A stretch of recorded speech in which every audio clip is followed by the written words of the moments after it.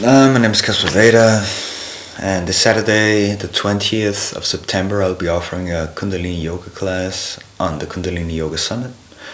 And with the theme of protection, of guardianship, of protection of our spiritual, psychically emotional field, is the field of our being, the negative mind, so to say.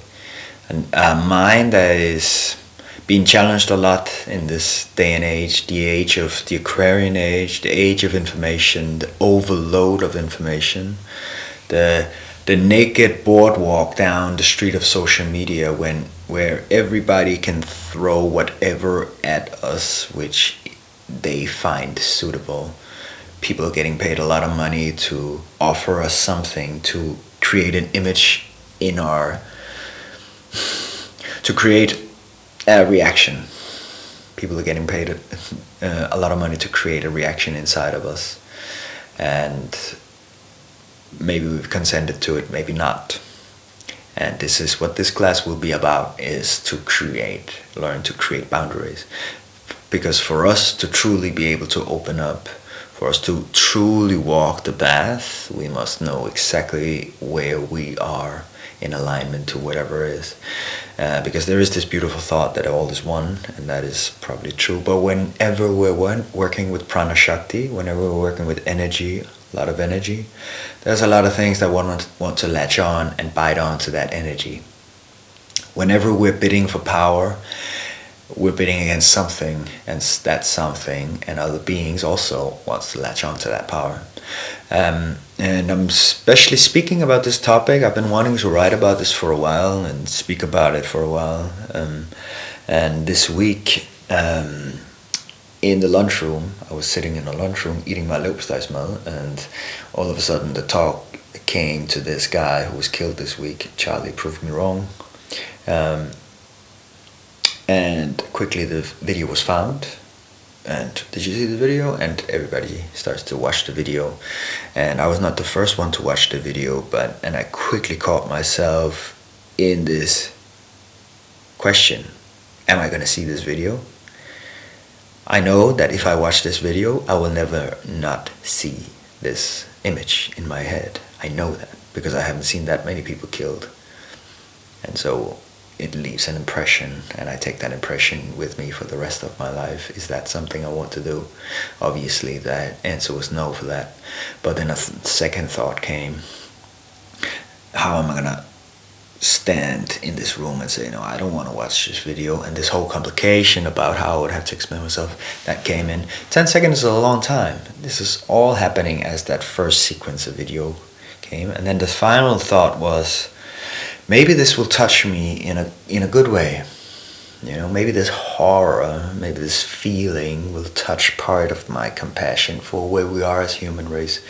Because I think me, as amongst a lot of other people, if not all of us, have closed ourselves down, a part of us down at least, for the horrors of the world. Else we wouldn't be able to walk naked through social media like we do, and look at children dying in Gaza and the oceans and blah blah blah blah blah blah blah blah blah blah blah blah blah blah. So this constant bombardment with fear. I ended up watching the video, and it didn't touch me, and I know it touched me deep level on a surface that I'm not aware of. Because how could I just sit and watch a human being dying without being touched by it? And I don't watch that many things outside. So I'm aware that I'm sensible. We're all sensible, but I'm aware of it because I don't allow that many things in, but I did allow this. And so it's been with me since then. And so, and I've been teaching this theme of this teaching on Saturday has been with me for a while. So the eyes are beautiful eyes, open, wanting to see the horrors, right? So there's part of me that wanted to see this movie, that wanted to see this guy lose his life. There's a desire to see that, and like all the different layers that I'm not gonna go into because they're endless, the layers of how we're touched by looking at a fellow human. Somebody's doing the thing that I know at some point I will do, hopefully in a different way, happening. Right, so there's a part of us that's intrigued by the horrors, that wants to see the horrors, that wants to, I mean, look at your algorithm, you will know what you want to see. And that's dangerous. So it takes a lot of spiritual practice, takes nervous system training, and in relation to Kundalini Yoga exactly, we have so many tools offered, instruments of protection in Kundalini Yoga, which I don't see many places. I don't see that in many spiritual practices, meditation and breathwork guidance and whatever people are doing. I don't see the connection to protecting the field like traditional shaman does and still do in Brazil. I've learned a lot about protection in the field of working with the medicines, because you're opening up to dimensions that we can't be conscious of in the normal state. But I see that in Kundalini Yoga. I see it with the turban, I see it with the kata, I see it with the kirpan, I see it with the kachis. I see it with the way Kundalini Yoga works with very specific tools, and we work with a lot of energy in Kundalini Yoga. As you know, if you've done Kundalini Yoga before, the white cloth is also a form of protection.